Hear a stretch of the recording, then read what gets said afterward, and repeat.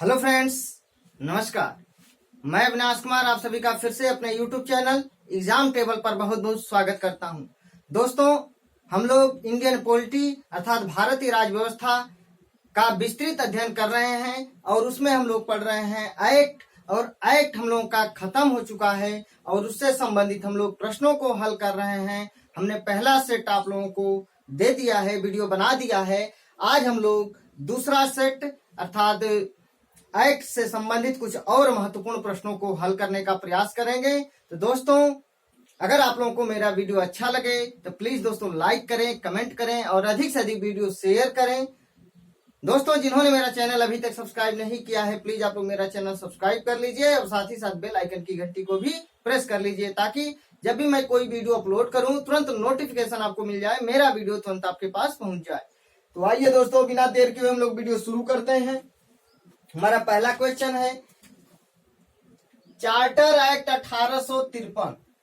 Charter act 1853 में निम्न प्रावधानों में से कौन सा एक नहीं था? दोस्तों, पहला ऑप्शन है ए, ईस्ट इंडिया कंपनी की व्यापारिक गतिविधियों का समापन, ये सही है। दूसरा, काउंसिल में परम सत्ताधिकारी के पदनाम को भारत के गवर्नर जनरल के पदनाम में बदलना। दोस्तों, काउंसिल में परम सत्ताधिकारी के पदनाम अर्थात बंगाल के गवर्नर जनरल काउंसिल में परम सत्ताधिकारी बंगाल का गवर्नर जनरल होता था को भारत के गवर्नर जनरल के रूप में बदलना। तो 1773 रेगुलेटिंग एक्ट के तहत बंगाल के गवर्नर को बंगाल का गवर्नर जनरल बना दिया गया और 1833 अधिनियम के तहत बंगाल के गवर्नर जनरल को भारत का गवर्नर जनरल बना दिया गया। ये भी सही हो गया। उसके बाद दोस्तों तीसरा सी है, काउंसिल में गवर्नर जनरल को विधिकर्ता की सभी शक्तियां प्रदान की गई, ये भी ठीक है। क्वेश्चन है कि कौन सा एक सही नहीं था, इसमें कौन 1833 के अधिनियम में कौन नहीं था? तो दोस्तों इसका डी वाला ऑप्शन करेक्ट हो जाएगा कि गवर्नर जनरल की काउंसिल में विधि सदस्य के रूप में एक भारतीय की नियुक्ति, ये गलत है दोस्तों। 1833 के चार्टर एक्ट के तहत एक गवर्नर जनरल की काउंसिल में एक चौथे सदस्य को शामिल किया गया था, लेकिन दोस्तों वह भारतीय होगा यह ऐसा कोई प्रावधान नहीं था, तो ये गलत हो जाएगा। दोस्तों 1833 के चार्टर एक्ट के तहत गवर्नर जनरल की काउंसिल में एक चौथे सदस्य को विधि परामर्श के लिए शामिल किया गया।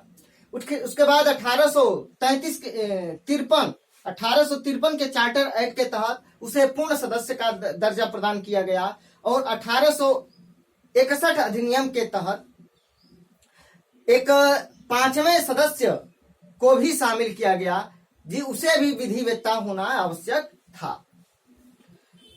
अब दोस्तों दूसरा हमारा क्वेश्चन है कि बोर्ड ऑफ कंट्रोल की स्थापना किस अधिनियम के तहत की गई? तो दोस्तों बोर्ड ऑफ कंट्रोल की स्थापना 1784 के पीट्स इंडिया एक्ट के तहत किया गया था। तो दोस्तों इसके डी वाला ऑप्शन सही हो जाएगा, पीट्स इंडिया अधिनियम 1784।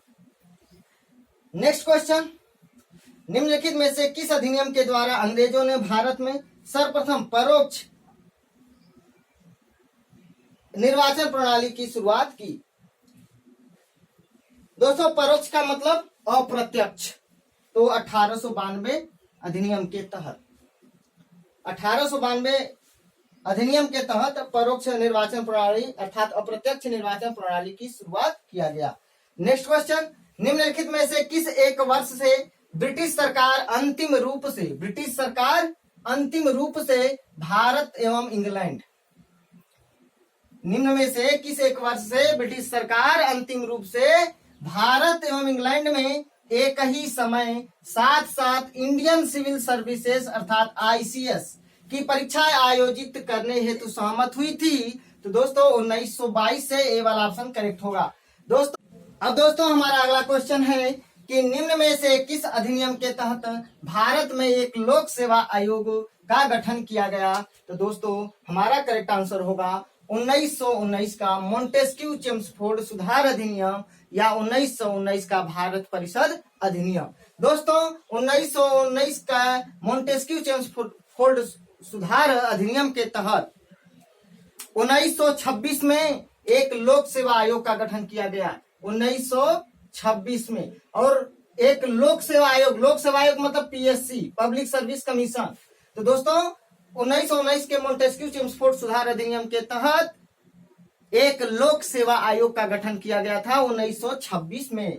और दोस्तों 1935 अधिनियम के तहत 1937 में लोक सेवा आयोग की जगह पे संघीय लोक सेवा आयोग का गठन किया गया। हमारा नेक्स्ट क्वेश्चन देखिए क्या है कि निम्न में से किस अधिनियम के तहत भारत में एक लोक सेवा आयोग के स्थान पर संघीय लोक सेवा आयोग का गठन किया गया? तो दोस्तों 1935 के भारत सरकार अधिनियम के तहत हमारा सी वाला ऑप्शन करेक्ट हो जाएगा। अब दोस्तों हमारा अगला क्वेश्चन है कि मोंटेस्क्यू चेम्सफोर्ड प्रस्ताव किससे संबंधित था? तो दोस्तों संवैधानिक सुधार से।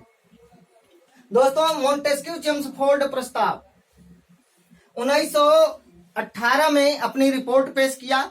और दोस्तों रिपोर्ट में बताया गया कि जो संवैधानिक व्यवस्था है अपने देश की, उसके 10 वर्षों के बाद अर्थात दोस्तों 1929 में उसकी समीक्षा करना था। लेकिन दोस्तों 1929 के जगह पे 1927 में ही साइमन कमीशन का गठन कर दिया गया और उसमें किसी भी भारतीय को शामिल नहीं किया गया था। इसके वजह से साइमन कमीशन का बहुत ही जबरदस्त तरीके से विरोध हुआ, जिसमें लाला लाजपत राय का पुलिस की लाठियों से जो है डेथ हो गया, मृत्यु हो गया। खैर साइमन कमीशन के बारे में हम लोग आगे पढ़ेंगे। तो दोस्तों मोंटेस्क्यू चेम्सफोर्ड प्रस्ताव संवैधानिक सुधार से संबंधित था, जिसकी समीक्षा करना था 10 वर्षों के बाद। नेक्स्ट, प्रांतों में द्वैध शासन प्रणाली किस अधिनियम के तहत लागू की गई थी? तो दोस्तों प्रांतों में द्वैध शासन प्रणाली 1919 के अधिनियम के तहत लागू किया गया था। और दोस्तों 1935 अधिनियम के तहत प्रांतों से द्वैध शासन समाप्त कर केंद्र में द्वैध शासन लागू किया गया और प्रांतों में स्वायत्त शासन प्रणाली का प्रारंभ किया गया था।